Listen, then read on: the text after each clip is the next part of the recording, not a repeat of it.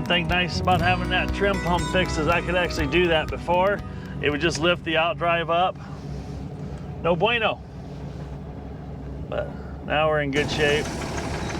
So that's running beautifully now. Hi there, folks, and welcome to another episode of Michael's Backyard Marina. We're back out here on the 1973 Cobalt. It has the 165 horse or 4-liter Mercruiser inline 6.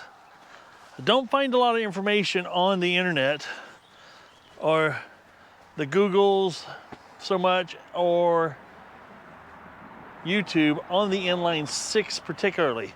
But the nice thing is the inline 6s and the inline 4s and the Mercruisers are practically identical, other than the 45 more horsepower it produces and 2 more cylinders added to the front of the engine, and they're heavy as sin.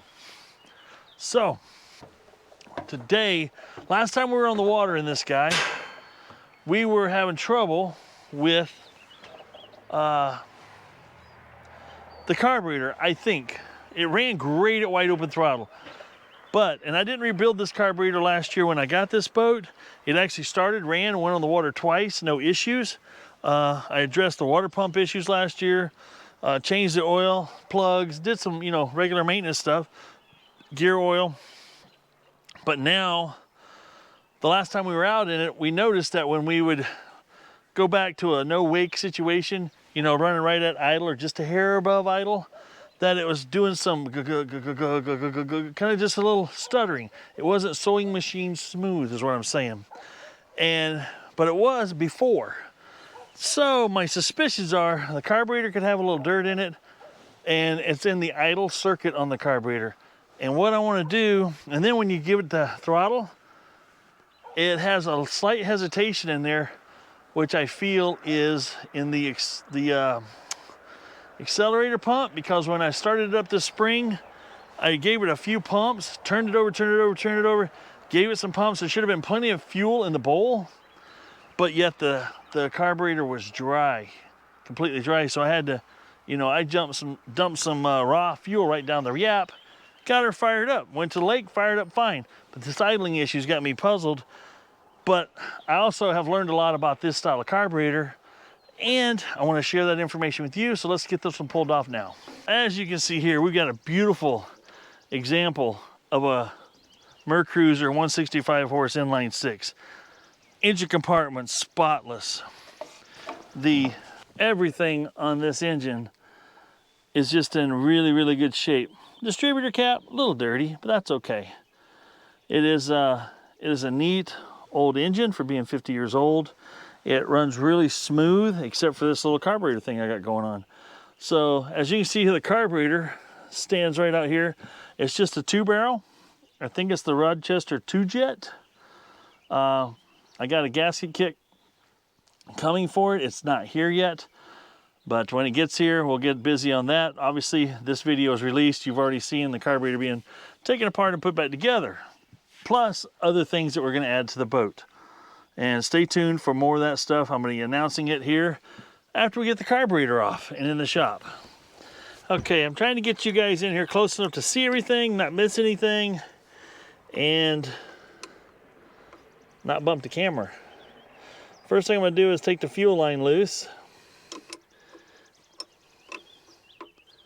So we're going to go ahead and back this all the way off.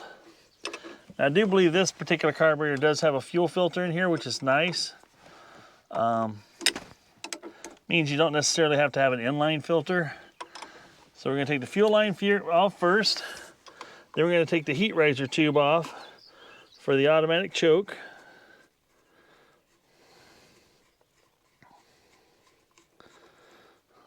The 6-cylinder here, there's a lot of things that's just right out there in the open. Let's take the vent tube off of here.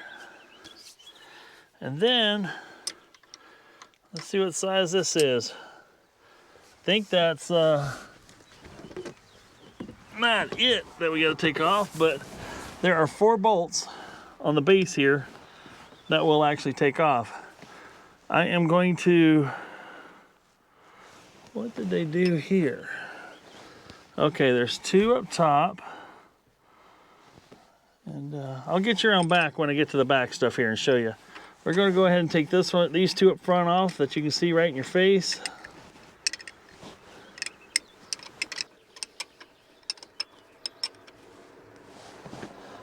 There's another one right back here on top. We're going to get that one next. Before I take the last bolt off the bottom down here, I'm going to go ahead and take this throttle linkage loose. All right, I wanted to show you I was wrong on the bolt removal. I thought there was one down here that came up through to this one. No, this is still a stud on top as well. And you can get it about a 1/16 of a turn, maybe a little more than that, each turn to get that one off. I put paper towels in the carburetor hole just to keep any kind of varmints or any kind of anything out of there. And I'll remove these nuts before I pull this out so I don't accidentally drop one of them down the throat here. We got the carb out. We'll get busy on that next. Alrighty folks, I got my carburetor kit, so I'm ready to rebuild this carb for the Cobalt. And these carburetors are extremely simple. They really are. But there is one or two key aspects I want to point out that I want to make sure you don't make the mistake I've made in the past. And it's very important that this works properly. So when you accelerate, that you get the squirts you need down in the, down in the throat of your intake manifold, so it doesn't have that dead spot between idle and acceleration. So let's get busy taking this apart. I've got, like I've said before, take pictures. As simple as it may be, take pictures of these linkages right here. So you can actually see where they go, because my memory is not as good as it ever was. It was never great. And I like to just take, pictures of each side. There's not much to take over here, but take one. Can't have a complete photo album of your carburetor unless you take all four sides. There we go. I've got my pictures taken. Now we can start taking it apart. First thing I'm going to start off with is a 7/16 wrench. Now that's wrench, W-R-A-N-C-H. There's one person that comments that I can't tell whether he's making fun of how I talk or because he said it's not pronounced such and such. I'm like, well, that's because you're not spelling ranch with 3 T's like I do. The 3 T's are silence, which puts inflection onto other letters that you're not aware of. And, if you can't dazzle them with brilliance, baffle them with the BS, right? So let's just take a look at what we got going on here. I'm going to take this linkage off here. There's a flat blade right here. I'm going to just back this off.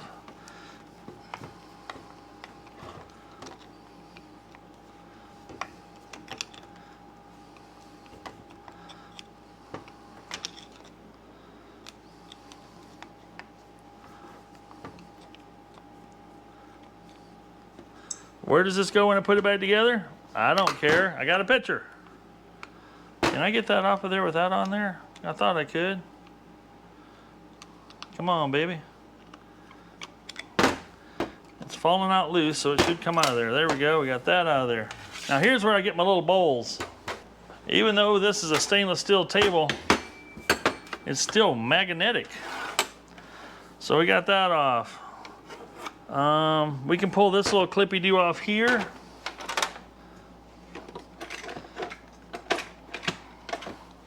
And get my best pair of needle nose out.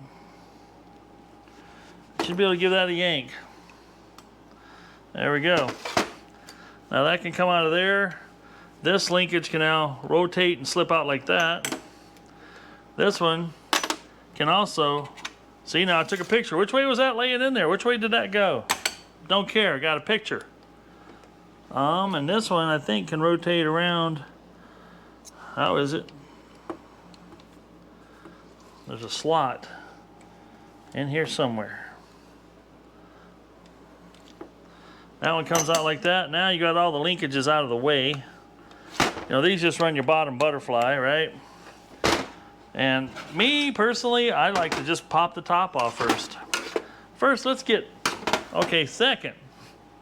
First, we'll go ahead and pull this off. This is your automatic choke. And when we get done with this, I'll show you how to set the automatic choke.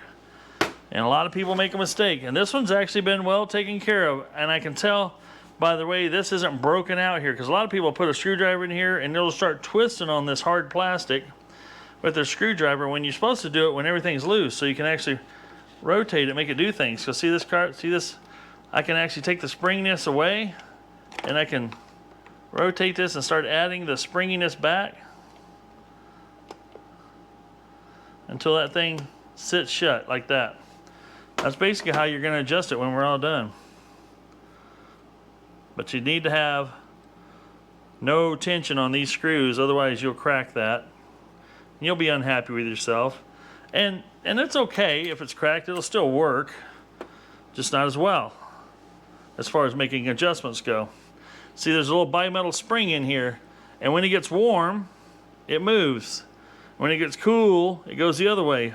Well, the thing we disconnected off of this right here, the heat riser comes off the intake manifold, intake/exhaust manifold. Heat comes up through here and it just impregnates this area with heat. And as it gets hotter, it warms up and it opens this choke up. It's just very simple, very mechanical, very simple, and you know, works really well. Inside here, you're going to take this little, where's it at? This little tin thing off here. What this does is keep the heat on this side in the spring. And there's this cutest little piston dude right down in here. And I'm going to take this little straight blade and undo that.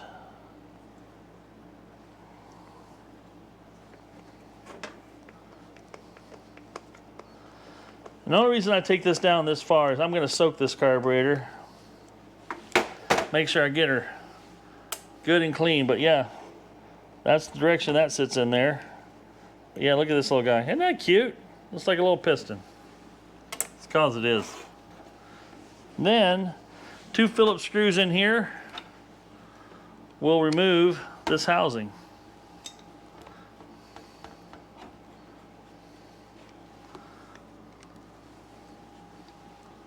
The second one was not very tight.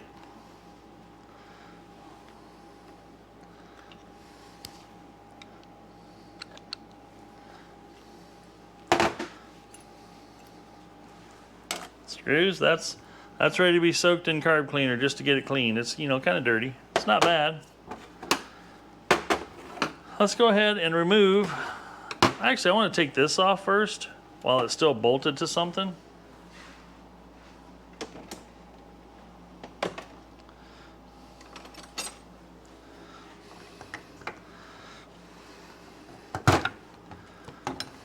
Now you guys go, where'd you get that stubby 1-inch? Well, don't pay any attention to those saw cuts. I cut that apart a long time ago and thought, well, I'll just weld it back together when I'm done, if I ever needed to. That's been 20-some years ago. Inside here's a little fuel filter, which looks actually really clean. That's good to see. All that looks really good. There's a spring in here. Boy, that looks really nice as well. No corrosion. Like I said, I'm thinking it's the idle circuit part of this carburetor that is got a little something in it. Who knows what kind of sediment happened. You know, this thing, when I got it from the Smiths, it had actually sat for quite a few years. You know, they owned it like, I think it was like 20 years of its life. You'd have to go back and watch the first video when that information was fresh in my head. But it was, you know, things just sit. And they, don't get it wrong, they did a really good job of preserving this boat and taking care of things. Actually, he just commented on the latest video of this when I put the stern drive, you know, the lift cylinders on it. He commented on it about the, you know, mismatched cylinders, and he goes, yeah, they were mismatched, but they worked back in the day. But you know, obviously the trim pump, the cylinders, I don't want to say anything bad about the cylinders. The cylinders, I'll guarantee you, still worked. They weren't leaking. It's the trim pump itself that the seals decided to give it up. And that's just with age, right? Now you see where these trays are coming in handy. I kind of do a first part, second part, then I'll grab some more trays, do a third and fourth part, you know, just to kind of, that way I work through the trays backwards, and all my trays are empty when I'm done. Done a great job, right? Now the one thing you want to do, see this gasket that's here? I like to preserve these gaskets, and I'm not preserving them to reuse them. I'm preserving them so I can compare them to the new kit, so I can make sure I'm not putting anything on it that, you know, doesn't match. And it may not be such a big deal on this particular piece right here, but on just as a general rule, you want to make sure that this has 4 holes, that your new gasket has 4 holes, and, you know, not 3 holes, and blocking off something. So that's why it's important. So I'll start my little gasket pile, as it were, over there. Now that just came right apart. Sweet. So now inside here, you've got your accelerator pump, and you've got your float. The accelerator pump has a little clip on it here that you can pop off. That's one thing you can do. Or you can just take this off, I believe. Just back that off. Like I said, if we want to take it all the way down, this is what you do. Then that comes off, and that rubber feels a little hard. It's not bad. It's not bad, but it's a little hard. You can pull the float pin off. Float. This is a good time to shake that float. That's good. Nothing's in it. And then here's another gasket right here. Now this one, if it comes off as one piece, I'll be surprised. I can tell this one's been in there a while. This hasn't been rebuilt.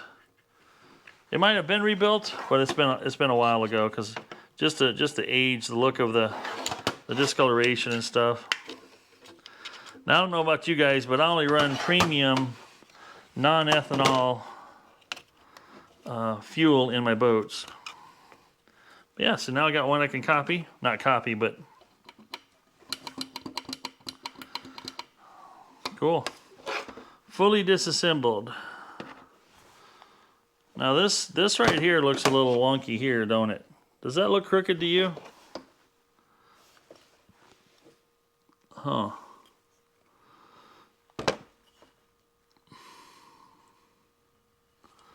Now that's one of those things that would leak air. It's not a big deal, because it's above the gasket line. It'd be below the gasket line, it would be a bigger deal.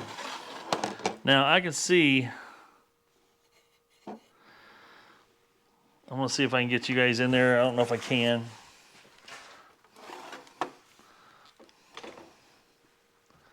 Can you see all the red?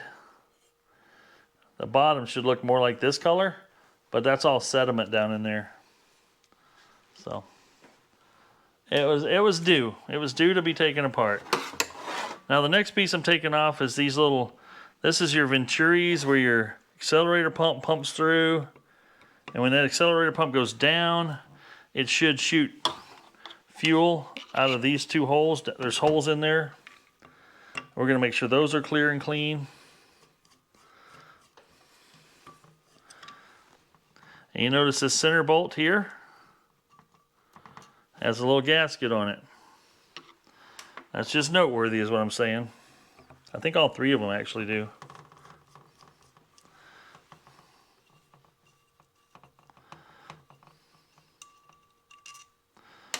Those 2 back ones are a little longer than the front one.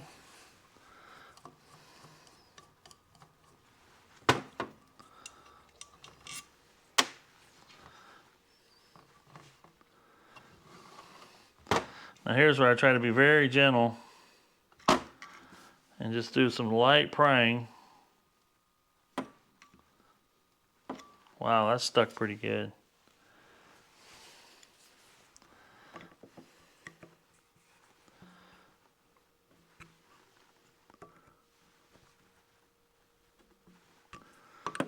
That's stuck real good, actually.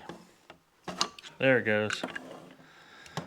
It's usually just the gasket that's holding it, but there are some tubes under here you don't want to bend and or screw up.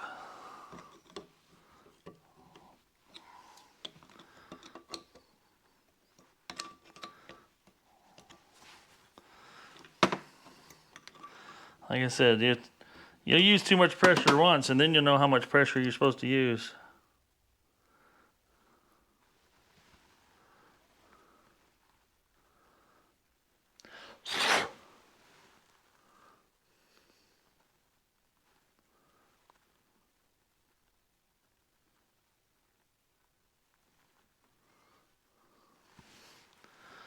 You see these two holes right here? I know this, I'm going to try to get you. They are right there. There's one right there, and there's one right there.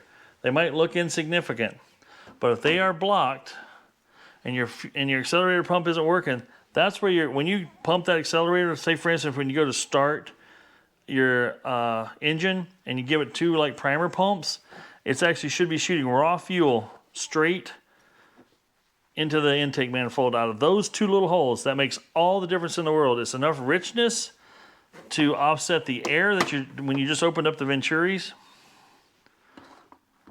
Now this is the fun part. This gasket is usually destroyed. Let's see if we can get this scraped out of here. You want to be careful. There's two pins sticking up here. They're like alignment pins when you put the new gasket in. You don't want to screw those up.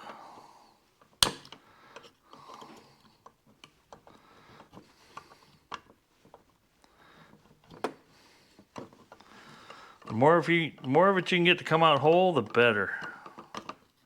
Now this one, you're not going to get out one piece. That's all there is to it. There's a little springy thing down in here. That's underneath your accelerator pump to basically help assist it to go back up. Don't lose that. And then I'm going to go get rid of this gas that's out in here, and then we'll go to the next thing. Okay, down in here there's this little piece. It'll be in your kit too, I think. Right here, it's I don't know what you want to call it. It's like a little T-piece that presses in there and kind of locks the. There's a ball and see, like that guy right there.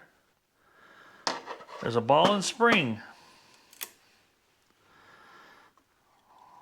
And it's a tiny little spring. Looks like a spring on an old ballpoint pen. It's not much there. And there should be a ball underneath it. Right there. Let me tell you what that does.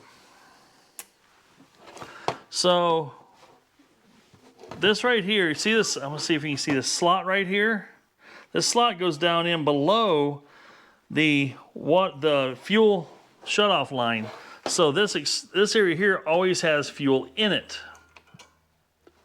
So when your accelerator pump is sitting up here, when you give it the throttle, it goes down. Wow, that accelerator pump hasn't been working because look, it doesn't even touch the walls. Anyway, back to what I was saying. Yeah, that accelerator pump wasn't doing jack diddly. So this would go down, and that ball and spring we just took out of there that's a check valve. So that'll allow fuel to go through and up through there. And when it comes up through there, get this in the right spot, it hits this little orifice right here. And when it goes through that little orifice right there, that little hole there leads to these two little tiny holes on the front. So that's how that works. So if that check ball's stuck, that spring's broken, this is plugged, or this doesn't fit, fits like this one does, which goes all the way to the bottom, does nothing, because this should actually seal, this should actually seal, because this is tapered, but once it gets down below that cut, it actually should seal, and that last little bit from there to there, that's the juice squirter. Okay. I just want to make sure I showed you you guys that stuff. Now down in this part of the bowl, there's 2 jets. They're your main jets.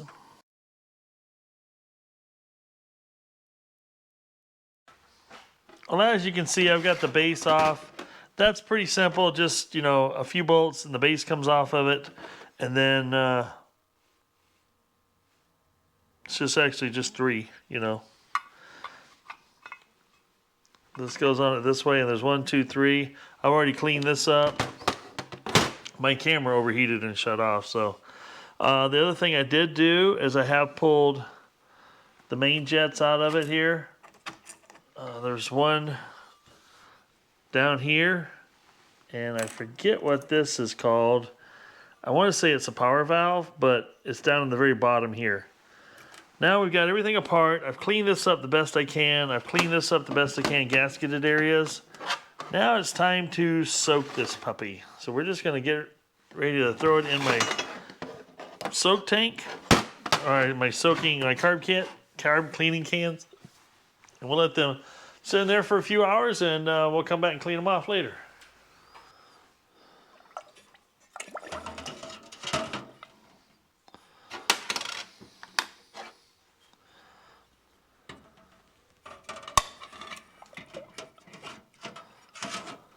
Is where I like to say, match my gaskets, because there's going to be a lot of parts in this carburetor kit.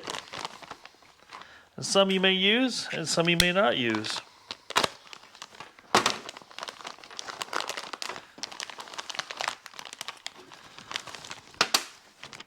So as you can see here, we got a new accelerator pump piece that is absolutely much more pliable than the old one.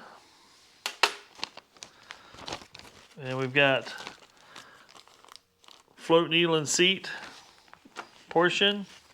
Here's that little check ball. And any other little gaskets you may need. It's actually a very nice kit. This looks like the little gasket that goes on your heater. And a few more things for your, this is for your, my gosh, that's a stack of gaskets. Now, I got this gasket kit from MarineEngine.com, and I paid with my own money, so.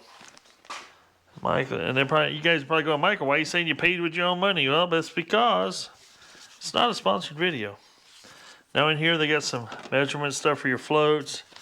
They've got some really nice, just information about your carburetor. Adjustment data table. Shoot.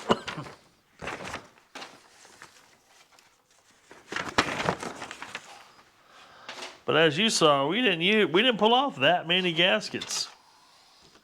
It would appear in this kit you reuse this spring.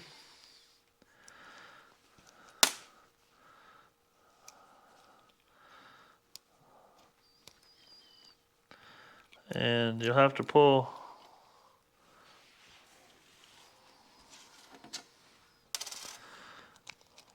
this pin off here, or this little keeper off right here.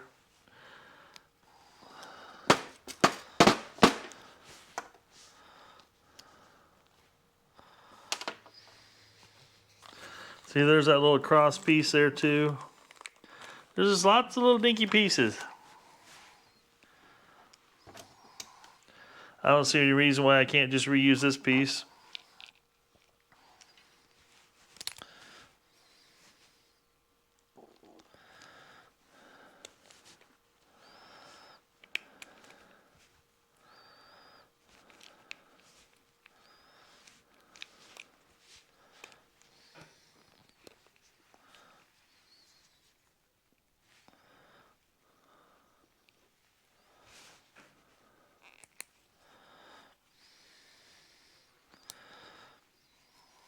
That'll work just fine. There, accelerator pump rebuilt. Ready for action. Okay, let's see what other gaskets we got here.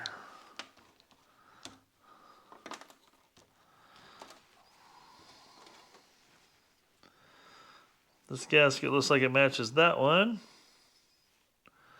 Okay, we'll use that one.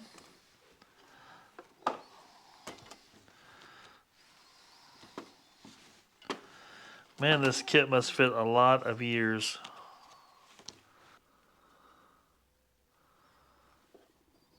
Ding, ding, ding. We have another winner. We got this big boy here.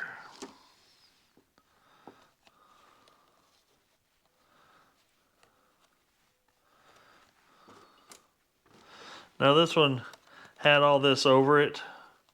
This one's just open. Still sealing off in all the same places it was sealing off before. So that one should work. And then we've got the gasket that was destroyed. There's usually several of those, so we'll have to wait till I get the parts out of the carburetor cleaner solution, and we'll look those over. So there's another one, there's another one. Looks like about all of those. As you can see, when it came to this other gasket here, this gasket here, there was actually 1, 2, 3, 4 others that could have been used.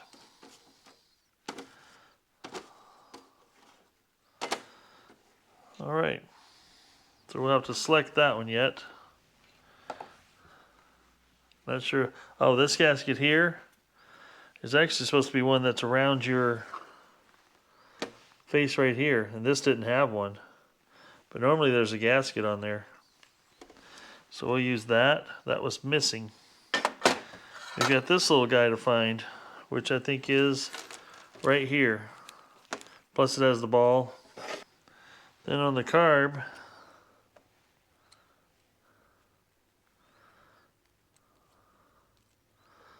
looks like that's just a metal gasket there for the fuel intake. That or this red one here. Red one doesn't look quite big enough, but we'll look. Time for me a new blade here. That thing's dull.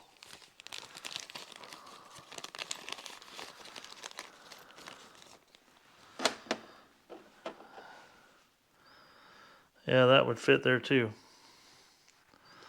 So we'll use that one. There you go. So we got all our gaskets selected except this particular one. The rest of these can go in another Ziploc bag for future purpose when I run into a carburetor that may have something like that.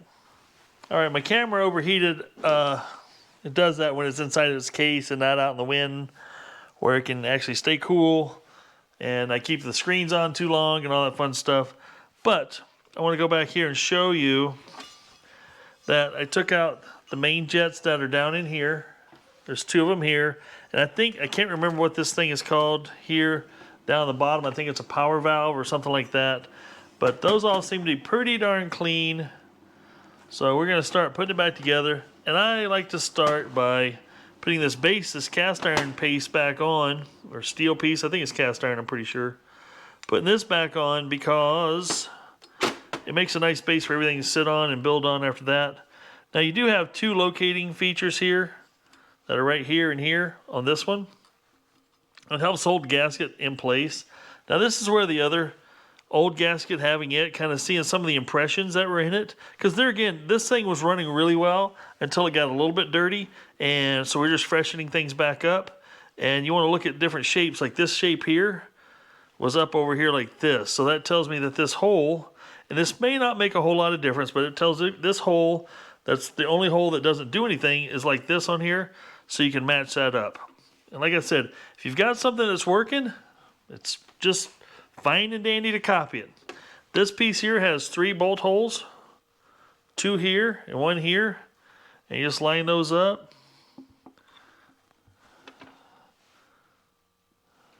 Set that back in place. Then we'll take those 3 screws that we took out, which are these Phillips. And I understand, guys, that this might be something you're thinking, this is painfully detailed and painfully slow, but there are some people out there that this will be very helpful for. And you guys are more than welcome to, scoot ahead in the video, do whatever you want. So we'll get these back in here and tighten down.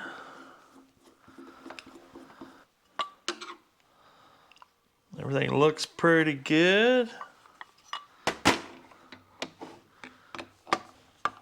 I like to bring everything down snug a little bit at a time. Once you get her good and tight, just snug her on down, and these have little lock washers under them anyway, so they'll stay tight. Now that that's done, we'll go ahead and put the mixture seats in, or mixture needles back in. These were only out 3/4 of a turn, which seems pretty lean to me. But, and maybe that could have something to do with some of the rough idle. I don't know. I'm going to start out with them backed out a full turn when I'm doing it here. Let me get these cleaned off and we'll be right back. And you know me, I'll probably take I've got tools on the boat with me. So if I need to tweak these a little bit, at least I'll know where I started out. I'm just going to run it just a little bit richer. Right there, that's bottomed out. So I'm going to go 1/2 and 1. Even though they were both 3/4. Usually a normal good starting point for stuff like this is 1.5 turns out if you don't know where it was or if it was jacked up when you got it. But since this one was running so good,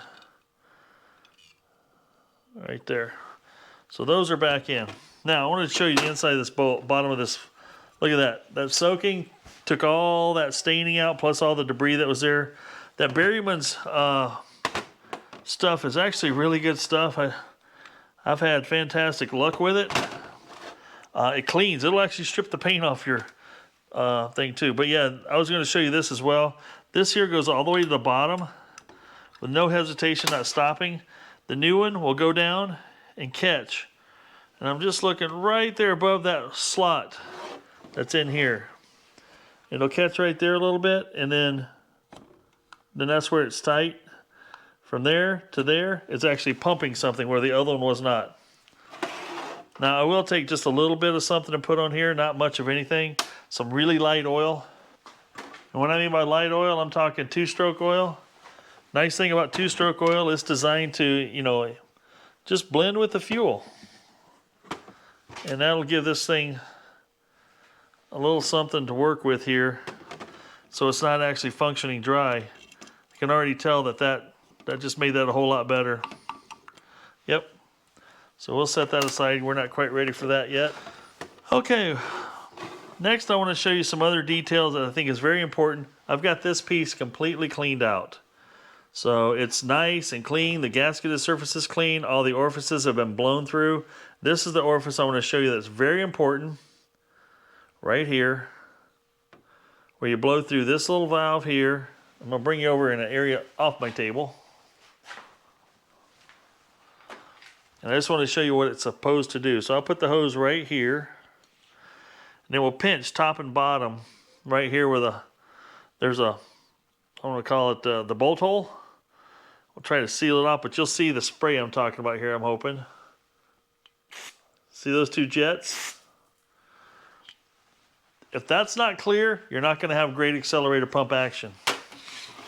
Now, before we put this piece back in, I have blown through every little hole. There's some holes you can look through from the bottom, see light through. There's some holes that come out here and blow out the top here. And the one I just showed you prior to that was the two that come out the front.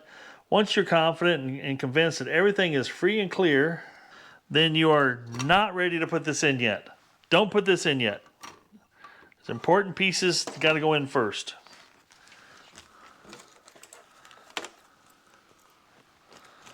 One of them being, we're pulling out here. See that little ball right there? It's a very important little check ball. That's got to go down in this little hole that the little T came out of. So you drop that down in there, right? First, I like to double check to make sure the one I took out was the same size, which it should be. Which it is. So we'll drop that down in the hole. Whoop, wrong hole.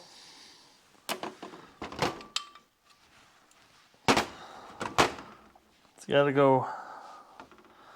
Let me get my needle nose.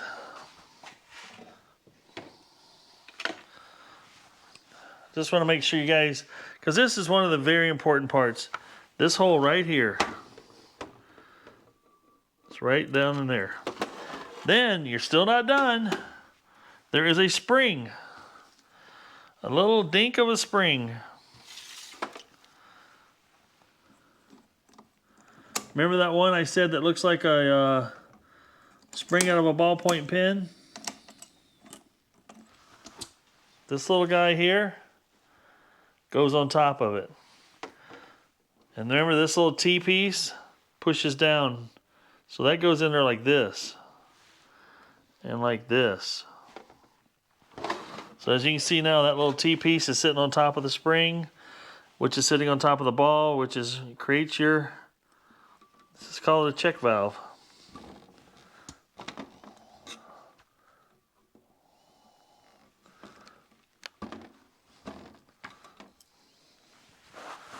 Come on, baby.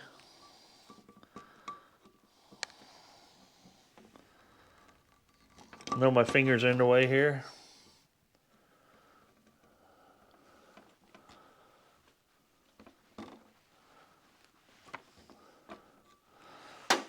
Fits kind of snug, and you want it to. You don't want it falling out.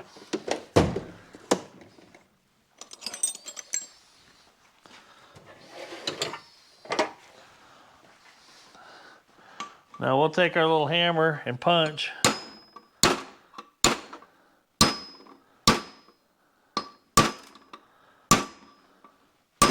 And it's very light taps. You just want to make sure it's flush so it's not holding this other piece up and creating a gap.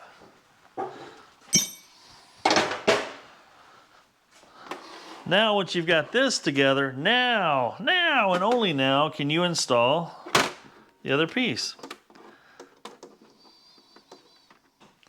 So now we can take this gasket here that we found fits and works and set it right down inside here. Now that seems to be a little wide. I'm going to trim just a little bit off of here and off of here, not much. Let's see how sharp my 10 snips are.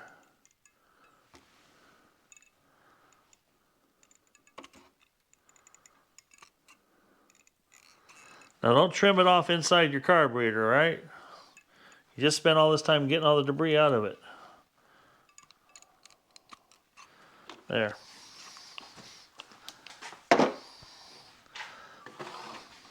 Now that we got that trimmed up, it should just lay in there, I'll bet. Yep, there we go. Sits in there really nice now.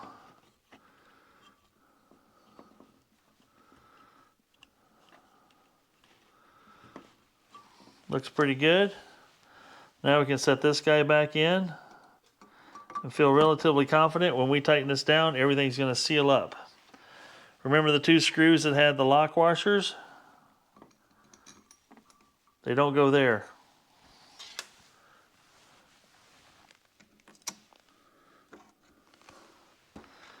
Sorry.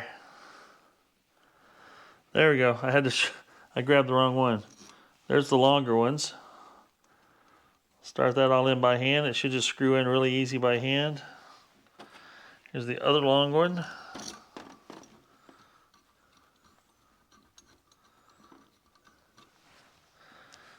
And then this other one had a gasket on it, remember? Because that's sealing that hole up. So we'll throw that gasket over there. We'll take one of these little red guys that came in the kit. Stick it on there.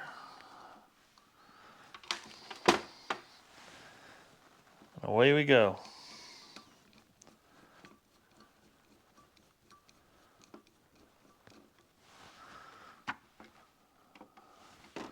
Here again, I'm just bringing them down snug. Seems like everything's seating really, really nice.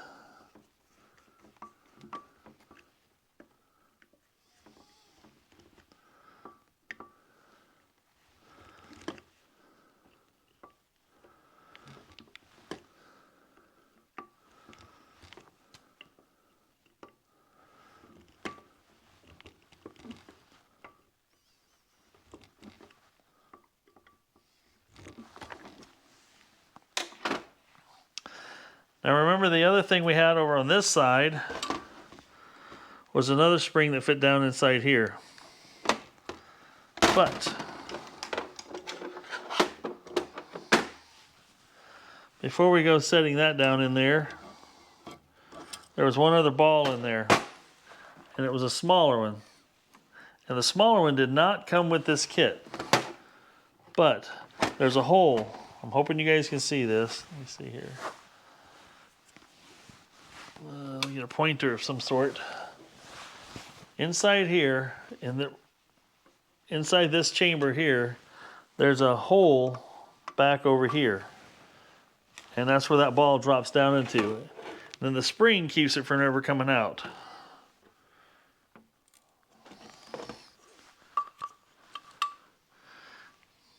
Yep, that just dropped down in there. And now this spring sits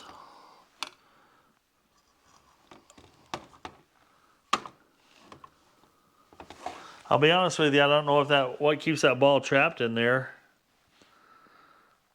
other than it can float around, and I don't know. I just don't know about that one, but it's there. I'm gonna leave it there. Oh, and I lied to you. The kit did come with this little ball and a spring, just in another package.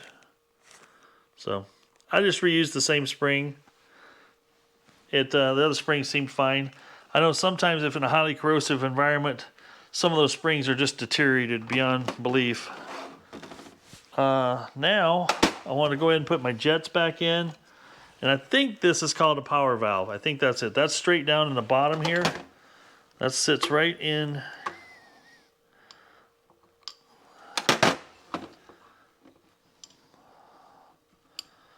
So that one sits right here in the bottom.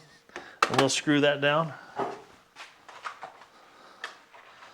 Now this one I like to use my biggest screwdriver that'll fit across that slot so as not to damage anything.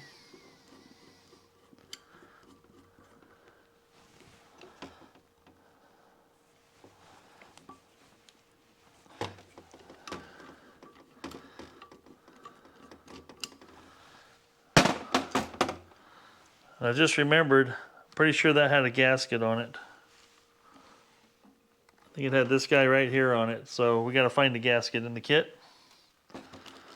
Which looks like there's one right here in this bag.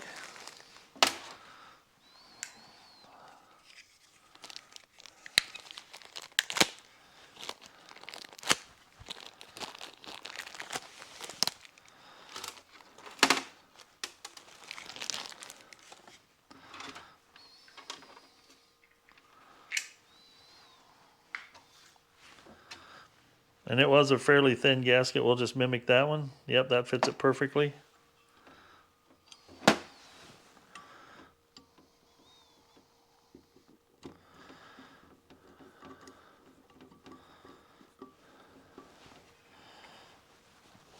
I got that snug in place.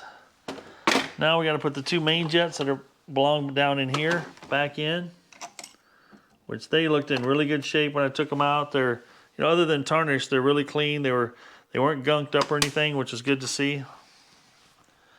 It's probably why it ran so good at wide open throttle too. Now don't get me wrong, this thing didn't run awful. It ran really, really, really good. But what it was doing is that when I, every now and then, just hit this rough idle spot.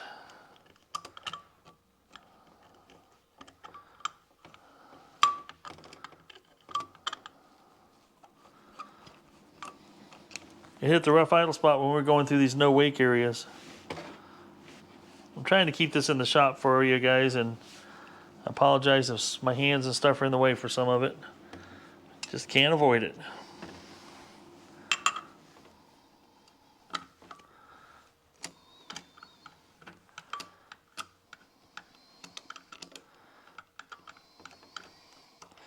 They should thread in easy. If you get any resistance while you're threading them back in, because you didn't get resistance coming out, it means you're cross-threading it. Don't force it. It should go all the way in until it hits bottom, and then you can actually snug it up a little bit.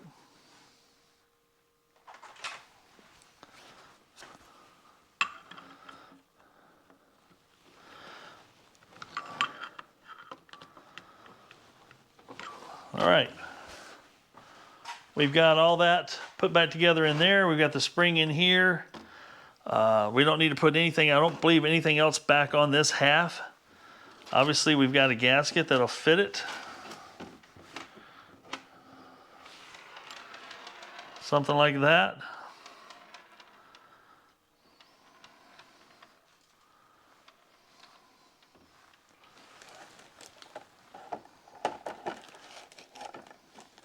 Here again, we got the old gasket as a reference here. You can see that this hole, little detent right there, there's a hole and a detent, was on this side. So it gives you an indication it was this way, which is nice because this one here is actually nice because we can actually set the float and everything down, or this one, you actually have to kind of have this on the upper half first, I believe. I'm gonna see if I'm right or wrong here. We're gonna slide this aside and bring the top half back over here.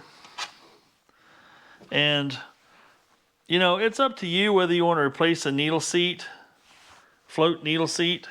If yours was looking pretty good, but basically if you can get it to come out, get this one out and thread the new one in, it's not a bad idea. Boy, that wasn't tight at all.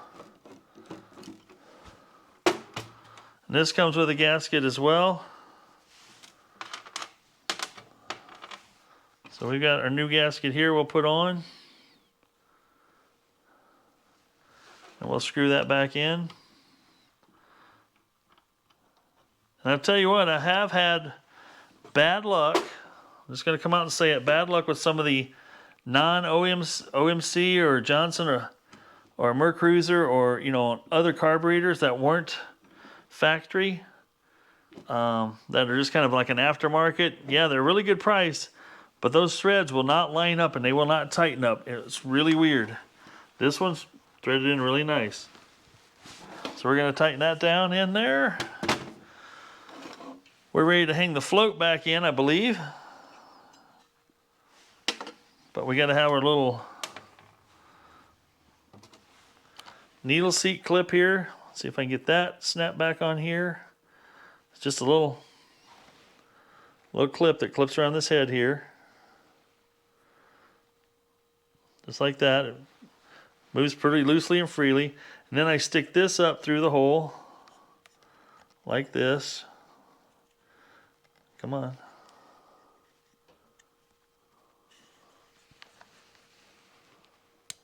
There. Then she just kind of dangles like that, right? Then what you're going to do is just dangle it right back down in here like this.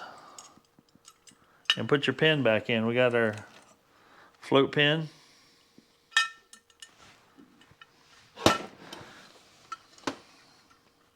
Here again, you shouldn't have to force anything.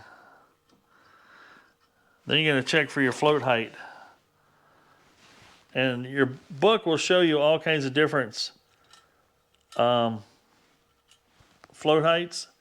Or I shouldn't say your book, the instructions. And it shows has a little measuring tool and all that stuff. And I'm going to say that looks pretty good. That's about what she should look like right there. Usually you'll see this will be a lot of times level, but go by your measurements if you want. Alrighty, I hope you can see some detail here, but I've got the accelerator pump. Shaft's coming out this way through that little L piece. So basically it's coming out by about center to that little square. That seems to line up really well with the existing hole. And it's all tightened up. There's a flat. This can only go on one way. So I went all the way in as far as I could. Everything seems to be functioning properly, which is really good. Now, there's nothing left to do here, I believe, other than put the gasket in place and set this on top. One thing I do like about this open floor plan gasket, let's call it, is that I should be able to, the other one that had the thing on there, you kind of have to put it on the top first and then set the other over. And I guess it doesn't really matter. Maybe this one has to do it because that pin, I see this pin right here maybe forces you to do it the one way. Well, now that we've got everything in place, the gasket in place, we're ready to put the two together. I'm not sure if I can, this gasket would kind of hang out and do what it's supposed to do, which looks like it will. There.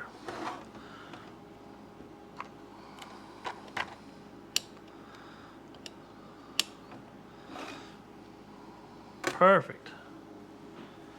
I like it. Now we got to put all the screws back in. And this is the point of the rebuild that I start looking through my supply of screws and go, do I have all of them? Do I have any leftover parts that I haven't used yet? And what I like to do is if there's a tag on here, I like to put that tag right back on there. No reason not to, actually. This one's a little beat up. I'm not even going to bother straightening it out.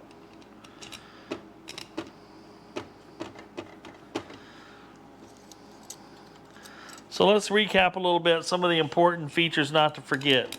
Those two check valves that we messed around with were a key factor not to screw up on. That will severely impact your ability to have the accelerator pump, which is this guy right here, work properly.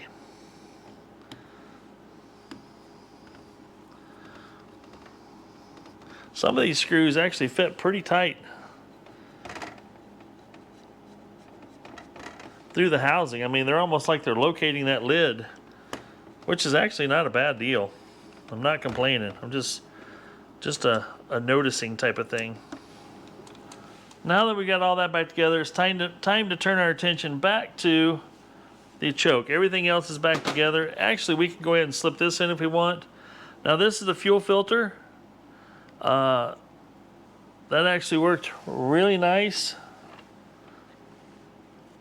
Not sure which way it goes, but I'm gonna go this way. Nope, I can't go that way, dummy.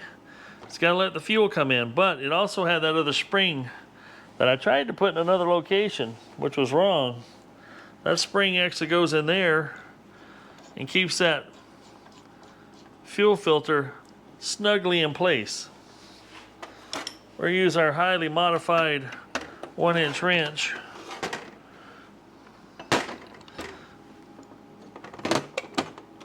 And we'll give that a good snugging.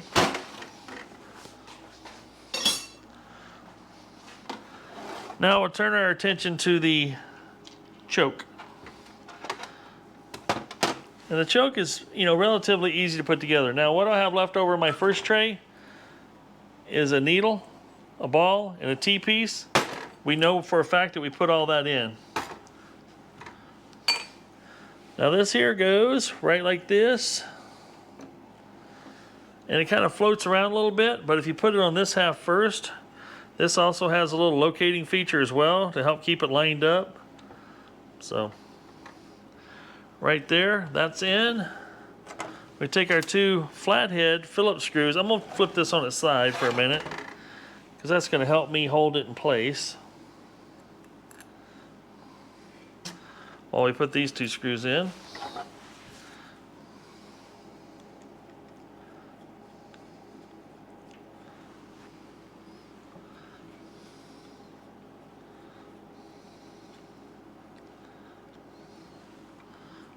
Here again, I always bring the screws down just so they're touching, so it kind of helps line things up before we put the final squeeze-ins on it. All right, the next order of business is the piston. Here's our little piston there. I'm gonna go ahead and spray it off so we can start off life as fresh and clean again. We'll be right back. All right, now that we got it cleaned up and I dropped this little pin out of it and that pin hit the ground outside, and I'm just lucky as I'll get out that I actually found it.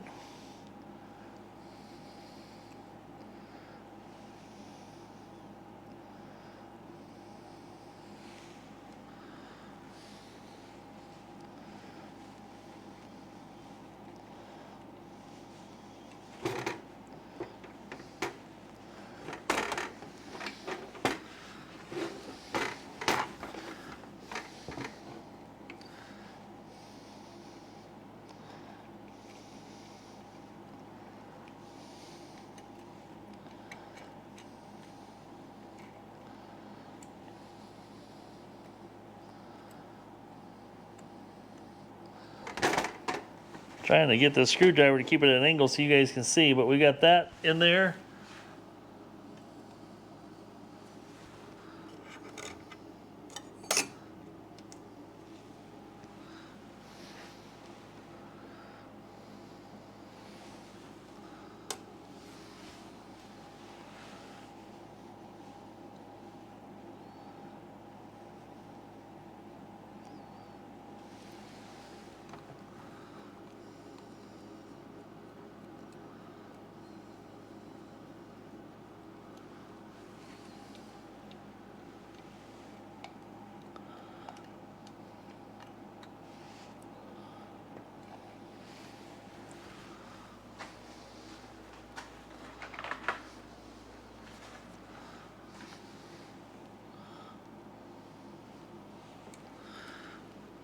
Get that a little snug in. This should float freely. If it doesn't float freely, then you got a bigger problem. Something's not right, but this one's working right. The next thing that goes in is this little dew flopper here. We'll stick this back in here like this. I hope that's the right way. Feels like it's the right way. Guess that heat must be able to get up through that a little bit. It's not airtight, obviously, and start heating up this bimetal spring. We're going to take the old gasket off here. As you can see, it's pretty brittle. We're going to go ahead and put the new gasket on.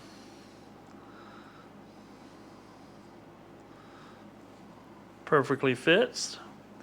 And then this spring here, this hook, we're going to hook right into here because that's how it closes. It's going to go this way when it heats up, or when it's cold, it's going this way, and when it relaxes and when it gets hot, it goes backwards and lets this start to open up because this naturally wants to fall open. And when you're adjusting this, you're going to rotate this in a manner that actually closes it. And as you can see here, as I'm rotating this, it's going to put spring pressure.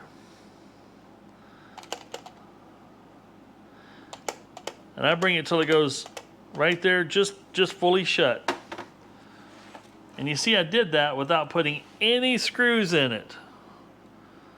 And that's just key, because these things, even when they're just slightly tight, or I mean just barely finger tight almost, will put enough drag on it that you can't get them to move, get this to rotate very well. And you know, if you just have it like that, you're probably okay. And these little fingers are actually shaped in such a manner that it actually helps apply and maintain pressure on these.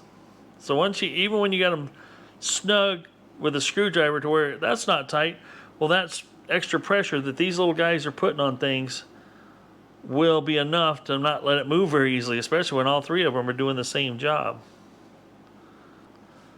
Now I know this video is, you know, probably too long for people that don't give a crap about carburetors, but there's a handful of you that appreciate the crap out of what I did here. And then when you do your search engine and try to find the carb rebuild of a Rochester 2-jet, I want you guys to be able to enjoy and learn and be able to do it right. There's nothing worse than doing it, putting it all on there and find out I did something wrong because I missed the check ball or I missed this or that, the other thing. Okay, automatic choke, complete. Now, the part we took pictures of, right? And that's why we took pictures, is because it's got to go back together, right? That's all there is to it. We've got a zigzag arm and a straight arm, and which one went where? Well, because I have my handy dandy pictures, I can tell you. And I took this one off second. I took this one off first, I believe. And I can see that this is in the correct direction, and I can see that this arm here has a bend in it and comes in from the back and looks just like this. And this one doesn't have any kind of, the only way it can go in is up here and then swing it down and around. And then when it goes down through this bottom one here, there's a little keeper, right? That's the one that we have to put in. Here's our little keeper, and your carb kit did come with new keepers. I saw those, but this one's still in good shape. I'll save that for when I need it, when I have one that's destroyed. So a little keeper here, right? Now these are linked together. Accelerator pump. See how this is opening up on the bottom? Full throttle, accelerator pump. That's where you want it. Where does this other one go? I'm not sure. I remember. Do you guys remember? Oh yeah, there was this piece, right? So this piece here is where your throttle adjustment sits. A couple more things out of my way here. This is for the next job that's going on the boat. So this was down in here and hooked to that. Maybe this way. So this was on the bottom. This went down in here like that. And this had to go in here like that. So how? What did I do? How did I do it?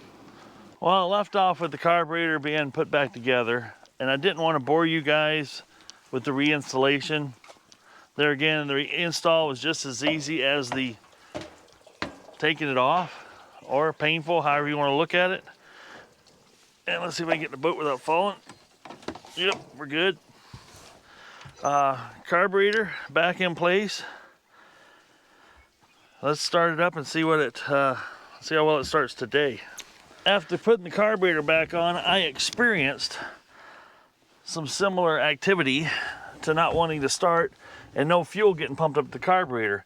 So I have a feeling I might be on the verge of a weak fuel pump here, because with as much as I turned it over, it should have just filled that bowl up quickly and popped off and ran. So I think because the fuel pump's bad or on its way out, that we could be losing prime when it sits for a week or 6 months, or when it's empty and like after a fresh rebuild, it should start. But now that I started it last night, and I didn't video all this work I did last night because it was in the dark by LED light. So let's give her we're gonna give her one throttle forward, a full squirt maybe, you know, and then let's see what happens.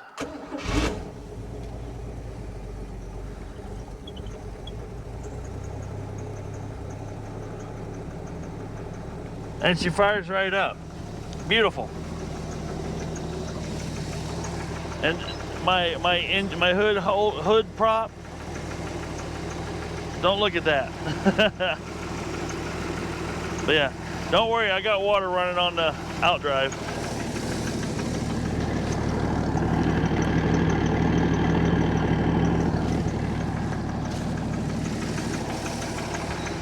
So that's running beautifully now.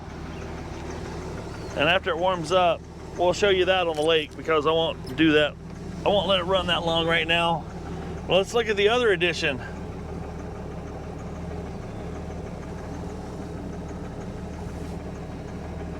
I added the Humminbird off my Starcraft. It used to be my front one. That, and I say used to be, I ordered a new power cord and a new transducer to mount to this boat, so I could use this stuff back and forth between boats. So all I gotta do is undo, you know, the two little wing nuts on either side here and unplug it, and I can put this back on the other boat in a heartbeat. The reason I did this is because I wanted to have chart maps on here, because when you go on the Mississippi River, it is really nice to have a map set up on here. And at least that way I can put my SD card, micro SD card in here, which is what I'm going to do today. And so we can look at maps. Right now there's no GPS fix, it'll find that. But I find it very handy to have those maps so you can see wing dams and different things, objects on the Mississippi River that you wouldn't know was there necessarily, and prevent you from destroying your boat. So now it's picked up a GPS pin. You know, it's showing it's showing 0.1 mile an hour. That's not right. It's 7:19 in the morning. We're doing 0 miles an hour. There we go. And The water temperature is not picking up anything yet. Transducer's not in the water.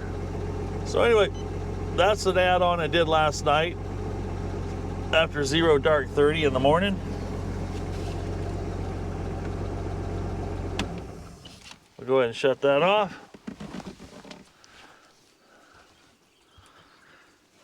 And the other thing I did, I had to mount that transducer, right? And this boat already had, I'm trying to get out of the boat and talk at the same time.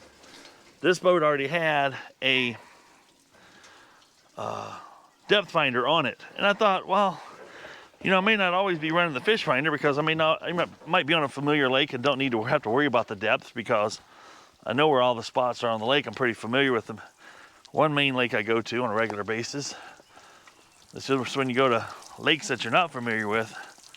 So what I did, and you guys are gonna call me crazy, and you know how I'm a big proponent on not drilling a bunch of extra holes in the boat. So I did this. This was the old transducer, and this is my new transducer. And I just ran them both up through the same hole in the back of the boat. I got to get a little bit bigger cover that'll cover both of these now and neaten it up. But this had rivets, some kind of rivet on it. So I drilled those rivets out, put my screws in it with my marine grade silicone. I got my Drilless transducer plate. So there's no extra holes in the boat. This already had 8 holes where somebody had mounted something one time and then mounted this one on. So there's 8 different holes with patches on it and stuff like that. So I did away with that number and put this on there. So I'm pretty happy with that.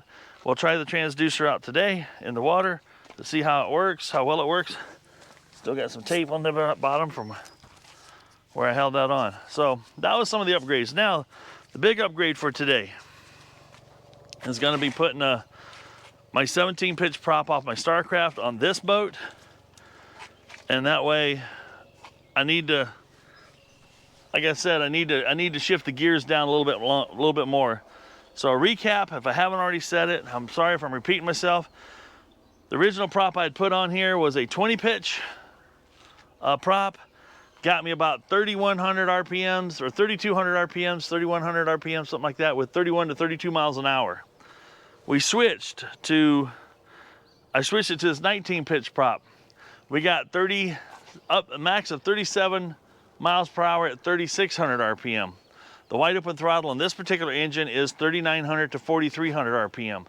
So by dropping down 2 more pitch sizes, you know, because I don't have an 18 pitch available to me and I don't want to buy one yet, I'll try the 17 first. If it absolutely needs an 18, we'll go there, but I think we'll be fine. So we'll go to a 17 pitch prop. I'm hoping to get at least 4,000, 4,100 RPM. That's your wide open throttle. This motor is designed for this boat, this application. And my guess is, even though I'm dropping down in pitch, I'm picking up RPM that offsets it, which gives me a better hole shot, which means it'll launch out of the water quicker, which is actually better if you're pulling skiers and stuff. But it'll also give me that wide open throttle in its peak horsepower range. So that's where this, 165 horses is based off the wide open throttle range. And we should be able to get there quicker. Should improve the overall performance. Now, last time we were on the water, we drove this thing, I think it was 65.75 miles.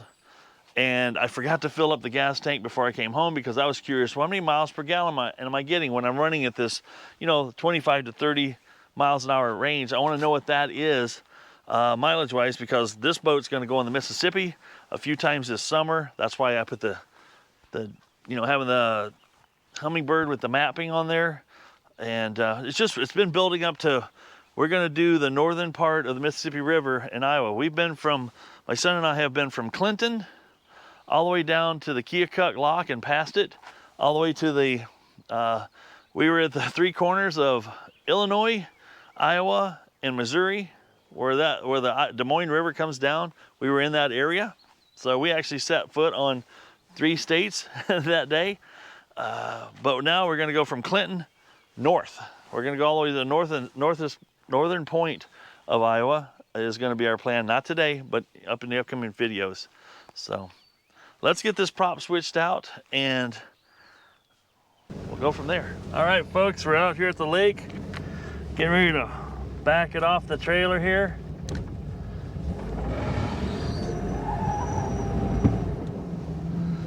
One thing nice about having that trim pump fixed is I could actually do that before. It would just lift the outdrive up.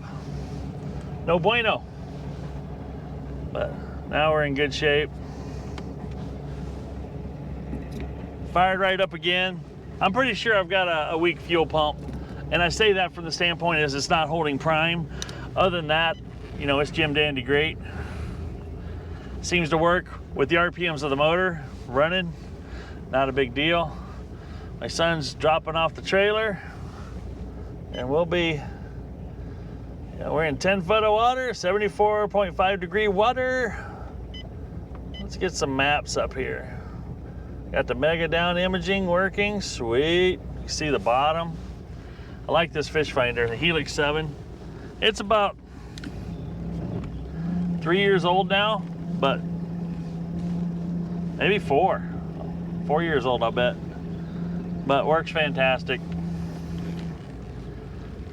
Plus it also does the chart mapping and lake maps and all that fun stuff, so that's pretty cool.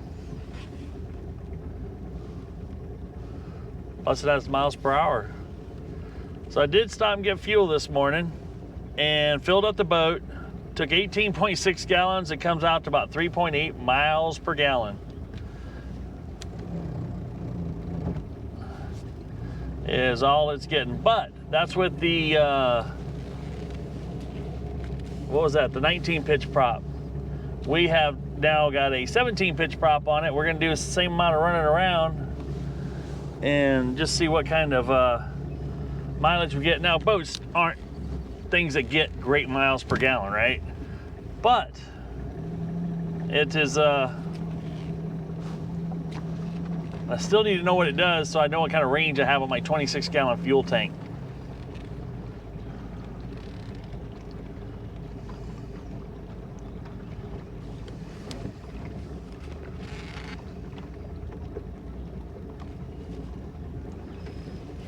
Picking up the expert drone pilot.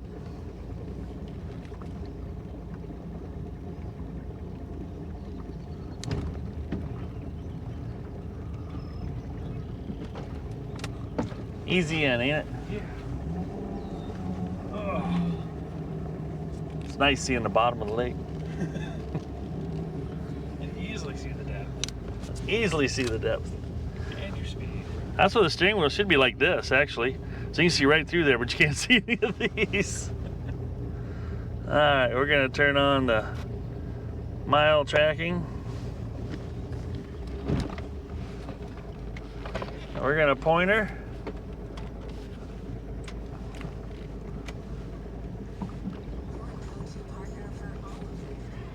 Toward the lake. Oh no, it says I'm in the middle of the water. Menu, boom.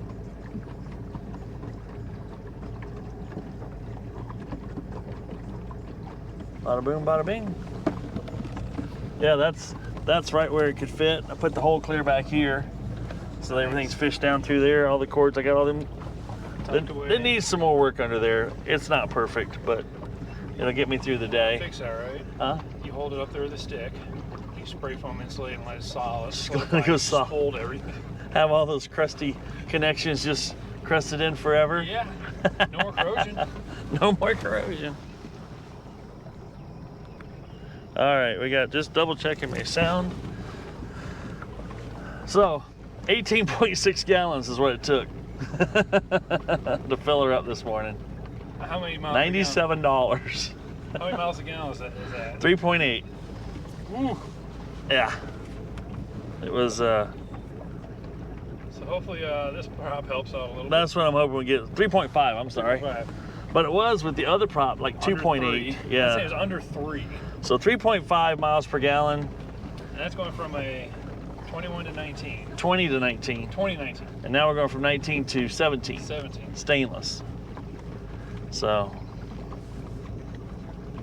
right now at an idle, just idling at 3 miles an hour, where before an idling was about 4 to 5. Yeah. So this is slower, which is what it should be with a lower pitch prop. We're gonna need that Bimini. I'm used to it from yesterday. Okay. Holy hell. Yesterday was a lot of sun. cool. Let's see. set 'em Oh, up. there's fish on the bottom. We should be fishing, bud. You should be fishing. Ha, you should be watching me fish. Oh. The lazy river at Adventureland is kind of nice. Oh, did you guys go in that? Yeah, we went to a little water park area in there, and we went on a couple water slides, but then since they have platinum passes, they get the free tubes. I can't sit in those tubes. My butt won't go through them. Oh, yeah? So I gotta like sit through this way. Yeah. I have my arms over, and I sat like this. So my arms are hanging over the tube. Yeah. I'm in here, so my feet are about 2 inches off the bottom of the lazy river. Yeah. Because it's only 3 feet deep. Oh, that's all? Yeah. Oh, that's So where sitting would be better, I huh? just hold my hand like this. My feet are just dangling there. It's like, this is cozy. They only have one size tube, though? Yeah. That's a bummer. All right, guys, let's see here. We're gonna have the first launch. Let's see how it feels. See if it's still got the dead spot. We got temperature in the motor now. We're up almost 140, so I should be able to, yep, nail it. It goes. No dead spot. Cured. Now let's see what kind of RPMs we can hit.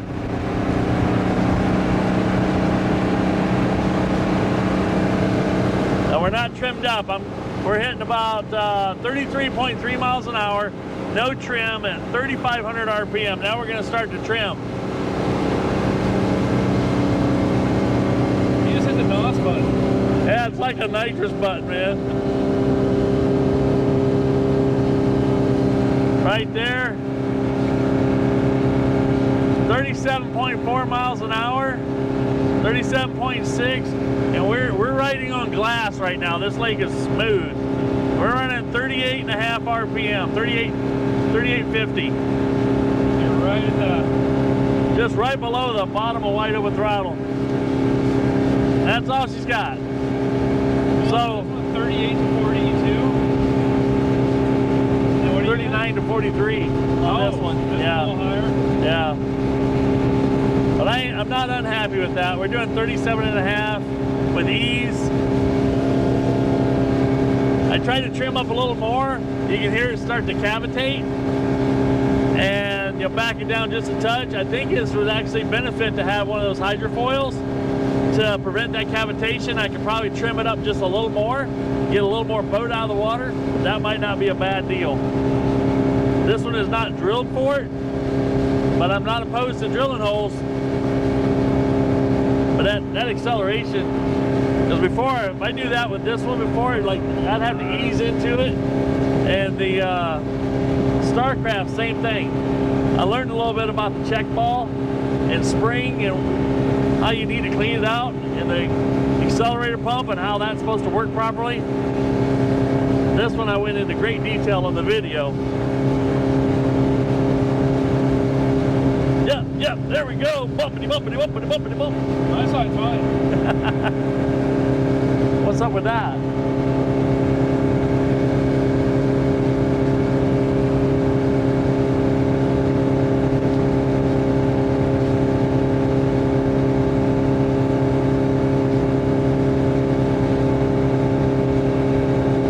Beautiful day.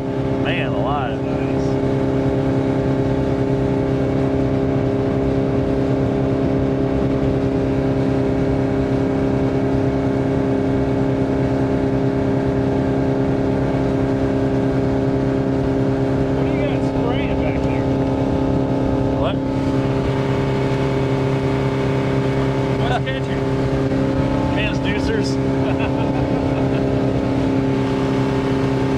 Actually, they might be doing me a favor. Keeping spraying onto that outdrive. Oh, yeah. And only for half the price. Yeah. Yeah, the transducer was 180 bucks. Yep. The one for the Mega Down imaging and stuff? Well, there's the Mega Down, and then there's Mega Down with side. That Yeah. was 180. Just the standard Mega Down was only like 110. I thought. I'll have to look and see what I paid. Yeah, see, that's saying 37. That's saying 37.6. That's why I like this. But now, If it tipped up like that and I hit it, it's gonna stand up pretty hard. Are we sinking? Feels like we're sinking back there. You put the plug in, right? Yeah. That's just a crazy. We'll see how much that's dragging.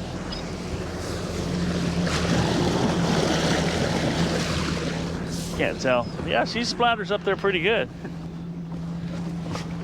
All right, let's see. Talk about a boat wheelie. That's what happens when you don't trim down before you take off, but this gets up on plane so fast now. A few seconds, we're up and back up at 36 miles an hour.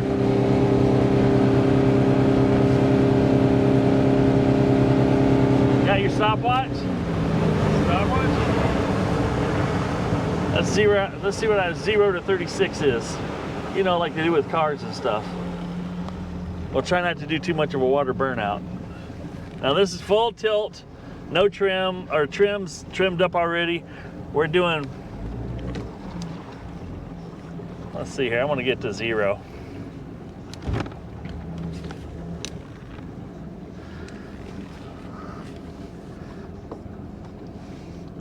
Still drifting a little bit.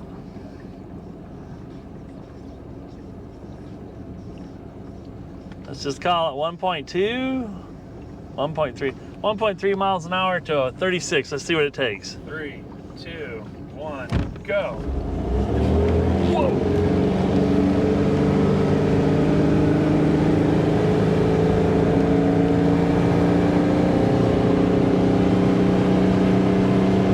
Come on, baby, get there. 36. 16.86. 16 seconds. Wow. This is as fast as a 1972 muscle car. Okay, maybe not quite that fast. 1972 Datsun. 1972 Datsun muscle car. A 4-cylinder. Nissan. With a 2-barrel instead of 1. With the water injection package.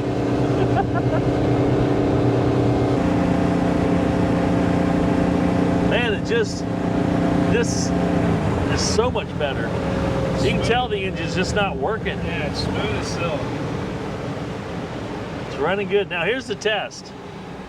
We're coming off of a, what was happening before, we'd come off a plane like this and idle through our little, well, I'll pull it back down to where it normally be. And then you could just feel it shuddering a little bit. It just wasn't acting quite right. You could just, something wasn't right, but now she's mega right. It's just going through the shadows of the bridge. Hey folks, just a quick update. This thing is doing amazing. The throttle response is unbelievable now. There's no dead spot. Right now we're idling at 3.7 miles an hour. No wake zone, I can go 5. But just a straight up idle before in gear, we get this little shuddering action because things just weren't right with that idle circuit. But now that we've, as you've watched and patiently watched this entire video, if you have, your carburetor will do the same thing mine's doing, unless yours is just plumb wore out. But I ain't kidding you, all them little tiny holes that you see all over that thing, make sure you can push liquid through it. Make sure it's clean. That's so important. So we're running about 145 on the temp, maybe. Idling along here, 20 pounds of oil pressure, 850 RPM. No, I take that back. That's the charge amps. We're running about 18 pounds of pressure in an idle, which when we're going full tilt buggy, we're running about 38 pounds of pressure. So we're in good shape. I thought that was a DNR boat at first. It's not. That's a neat aluminum, solid aluminum boat. But yeah, we're doing really good out here today. We've covered 16 miles. We can run 30 miles an hour at 2,900 RPM. The thing is not even struggling. It just seems to do it so smooth now. Getting the right prop is key, guys. And there is no magic formula. And it isn't cheap to figure out what prop you need. Quite frankly, I feel like there should be, it would be nice if they had a prop loaner program somebody had out there that you could try out different props and decide what you wanted. And, you know, 3-blade, 4-blade, stainless, aluminum, anyway, hopefully some of this information I've given you on the props here and the carburetor is going to help your, you know, have more success on getting on the water. I had a guy just send me a message the other day, about 2 days ago. It says, hey, my carburetor, my boat's doing this. It's still stalling when I try to take off and stuff. I'm like, man, if you set the timing right and you got everything set right, that carburetor, and he said he rebuilt the carburetor, but did you pay attention to all the details? That is so important, because that's what'll get you. The devil's in the details. But yeah, this guy here is just doing amazingly well now. You know, a 50-year-old boat, still out here hitting speeds of up to 38 miles an hour, running, starting. The only, like I said, weak point I got right now is the fuel pump. And actually, my son and I were just talking about when we take this on to Mississippi, we want to make sure we have, I want to have a spare fuel pump with me. I want to have a spare rotor cap, rotor points, you know, maybe a few extra spark plug wires, some spark plugs, just a little toolkit of things that could, you know, go wrong at a moment's notice. One advantage I feel we have with these old Mer Cruisers is they are old, they're just car engines. They're under a lot more load than a car engine will ever be, but they are, I mean, if you got everything cleaned up and doing everything right, they're super reliable. This one I'm building trust in it as every time I take it out, and it's like, okay, when we do have a breakdown, if we do have a breakdown, it's going to be a complete and total surprise to me. And that's the way I like to run. I don't like to go out when I'm like, this could go bad, and then it does go bad, and then you're mad at yourself. So, all right.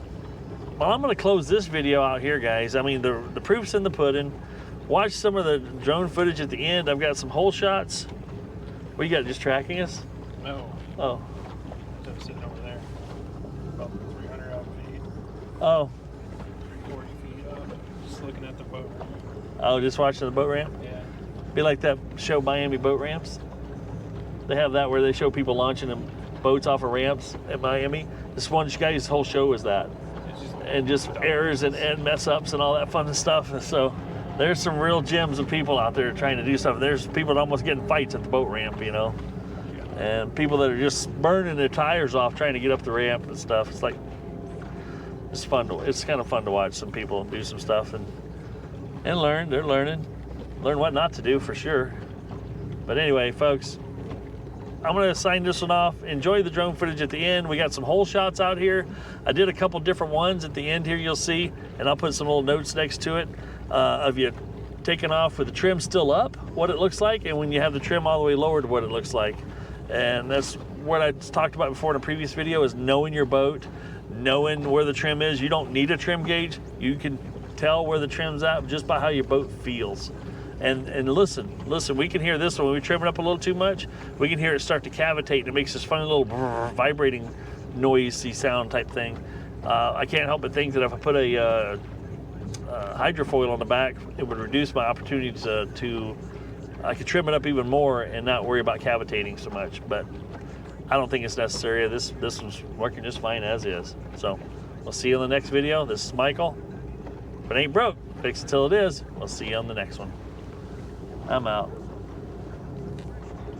There's a dog barking over there. Really likes our boat. Can't be any other reason. Nope. Not buying it.